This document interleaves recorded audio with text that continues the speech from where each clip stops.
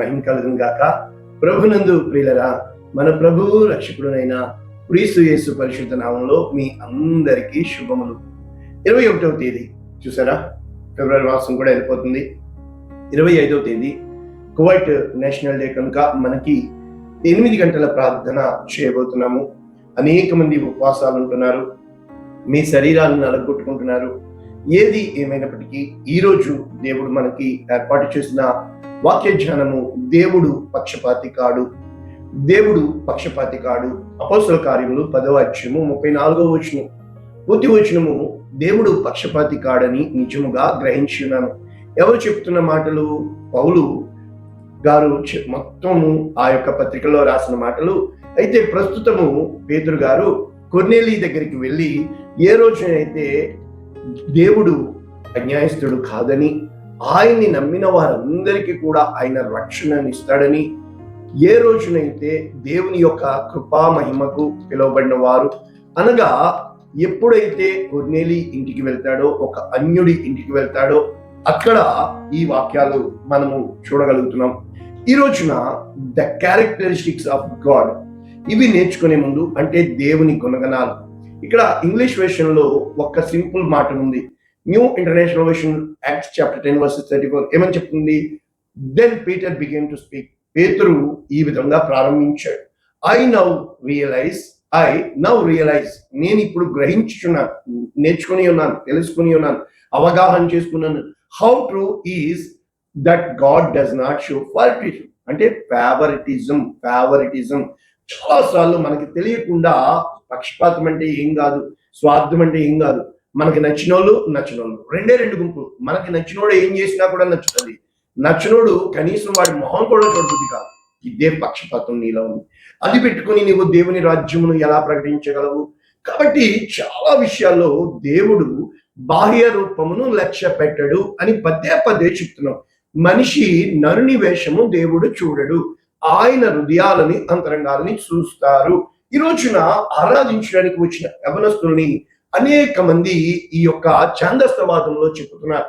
పదే చెప్తున్నాను. వారు క్లబ్బుల్లోకి పోగలరు, వారు పబ్బుల్లోకి పోగలరు, వారు గబ్బులో ఉంటున్నారు. వాళ్ళని మనము తీసుకొస్తున్నప్పుడు నరుని వేషధారణ బట్టి కాదు, కానీ వీళ్ళు ఎలా చూస్తున్నారంటే ఆ క్లబ్బుని మందిరంలోకి తెచ్చారు అని కాదు.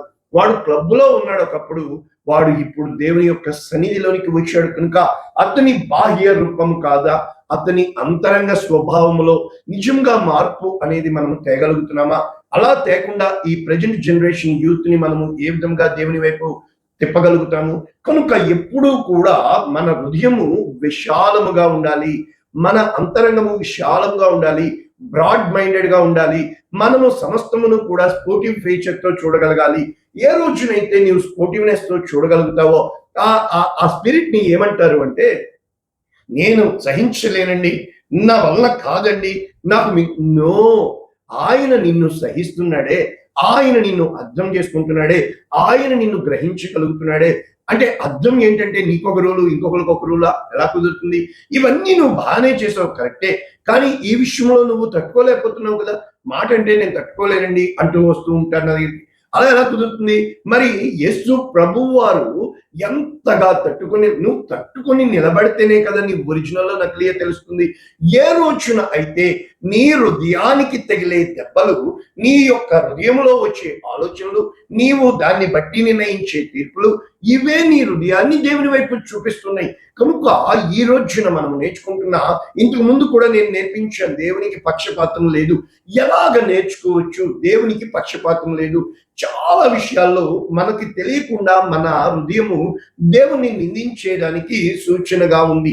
కారణం ఏంటంటే, ఇంత స్ట్రిక్ట్ గా మనం వెళ్తున్నా, పక్కోడికి అన్ని బాగున్నాయే, నాకే కదా ఇలా ఉంది అన్న విధముగా మనం చూస్తూ ఉంటాం.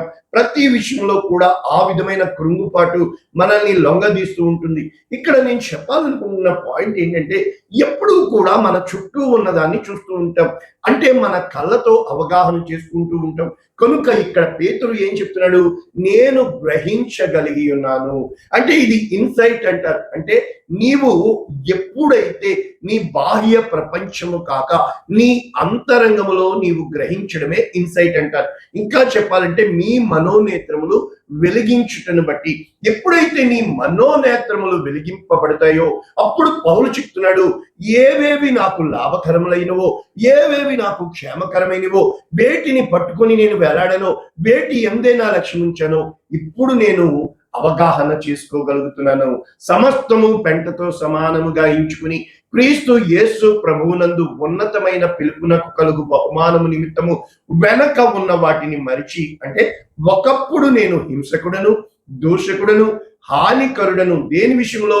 ఇదే దేవుని రాజ్యము విషయంలో తాను నమ్మిన నీతిని ప్రకటించడానికి ఇష్టపడిన సౌలు ఈ రోజు సౌలా సౌలా నన్నేల నీవు హింసించితివి.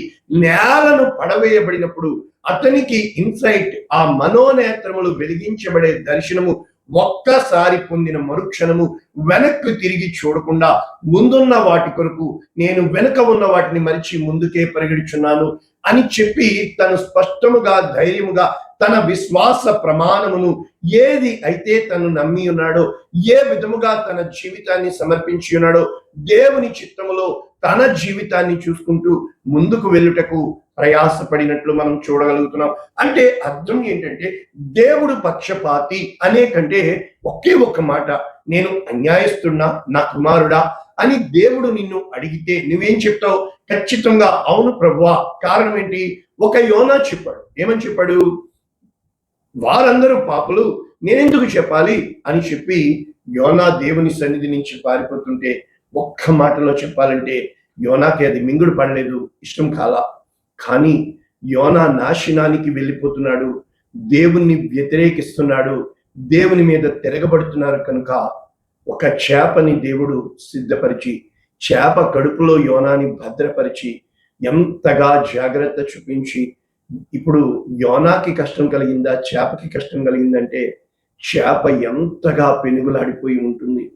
ఆ 3 దివారాత్రులు ఎంతగా చేపకి కఠినమైన శ్రమ. ఇక రెండవది పేతురు, ఆ బొంకేస్తున్న విధానాన్ని బట్టి కోడిని ముందుగా సిద్ధపరిచి కోడి అలా బిగబట్టుకుని ఎప్పుడు మూడోసారి బొంకేస్తాడా అని కోడి ఎంత నలిగిపోయి మూడవసారి బొంకిన మరుక్షణం కొకరకో అని కోయగలిగింది. అంటే చాలాసార్లు మన జీవితంలో దేవుడు ఆపద వచ్చినప్పుడు మనల్ని అంతఃపురంలో దాస్తాడని, తన యొక్క పర్ణశాలలో దాస్తాడని, తన చేతుల మాటను దాస్తాడని, తన గర్భంలో దాస్తాడని నాకు సాక్ష్యం ఉంది. స్పష్టంగా చెప్పబడింది, ఇది దుష్టుని గడియ, నీవు లోపల ప్రవేశించి నీ తలుపులు మూసుకొని. ఇక్కడ నా చుట్టూ ఉన్న వాళ్ళు సాక్ష్యం చెప్తారు. వాళ్ళకి పైనుంచి గమనించిన వాళ్ళు లోపల ఉన్నవాడికి లోతు తెలుస్తుంది. లోపల ఉన్నవాడికి లోతైన జలములలో లోతున వినబడు స్వరమా, లోబడుటను నేర్పించి లోపంబులు సవరించి లోనున్న ఈవులలో లోటైన నా బ్రతుకు లోపించని అర్పణగా లోకేశ జేయుమయా. నడిపించు నానవా నడి సాంద్రమున దేవా, నవజీవన మార్గమున నా జన్మ తరింప. ఎదుర్చునైతే ఆ లోతు జలాల్లోకి వెళ్లకుండా, ఆ లోతున వినబడు స్వరము ఆలకించకుండా, అవునండి అవునండి దేవుడు అన్యాయం చేస్తున్నాడంటే ఆ ఒక్క మాట చెప్పమనే కదా యోబుని అంతగా నలగొట్టింది. యోబు కూడని మాట అనలేదే. ఇక్కడ రోమీయులకు రాసిన 2వ అధ్యాయం 11వ వచనం, దేవునికి పక్షపాతం లేదు. అందరూ ధర్మశాస్త్రం కలిగి ఉన్నా ధర్మశాస్త్రం లేకపోయినా తీర్పు అనేది ఖచ్చితం. గలతీ 2:6 ఏం చెప్తున్నాడు? ఎన్నికైన వారి యొద్దు ఎన్నిక లేని వారు ఎంతటి వారైనా నరుని వేషము దేవుడు చూడు. అతని బంధన ఏం చెప్తుంది? ద్వితీయోపదేశకాండం 10:17, నీ దేవుడైన యెహోవా పరమదేవుడు, పరమ ప్రభువు, ఆయనే మహాదేవుడు, పరాక్రమవంతుడు, భయంకరమైన దేవుడు. ఇవి స్తుతించాలి కదా. పరమదేవుడు అయిన దేవా, పరమ ప్రభుడు అయిన దేవా, మహాదేవుడు అయిన దేవా, పరాక్రమవంతుడైన దేవా, భయంకరుడైన దేవా, నీవు నల్ల ముఖ్యము లక్ష్య పెట్టవు, లంచము పుచ్చుకొనవు, కనుక నీ యందు ఎంత మాత్రము అన్యాయం లేదు. మరి మనకు అన్యాయం జరుగుతుంది అంటున్నావు కదా, అవును నాకు జరిగింది అన్యాయం. ఏదైతే అరే ఏమైంది వీళ్ళకి దేవుడు కళ్ళు మూసేస్తాడు, వారికి అంధత్వం ఇస్తాడు. మందమతులారా, మీరు ఆలోచించలేదా? మీకు ఆ జ్ఞాపకము లేదా?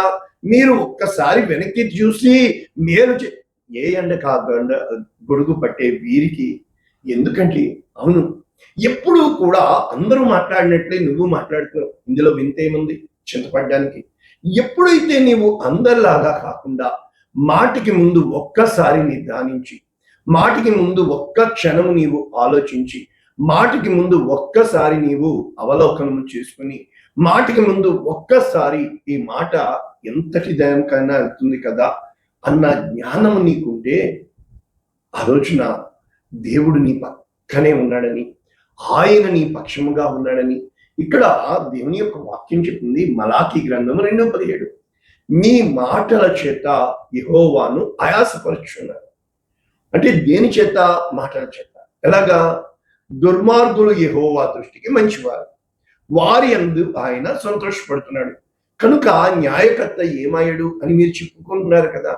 అంటే దేవుడు అన్యాయం చేస్తున్నాడా? కానే కాదు. దేవుడు ఏదో కార్యం చేస్తున్నాడు. వెయిట్, ఓర్పు కలిగి ఉండు.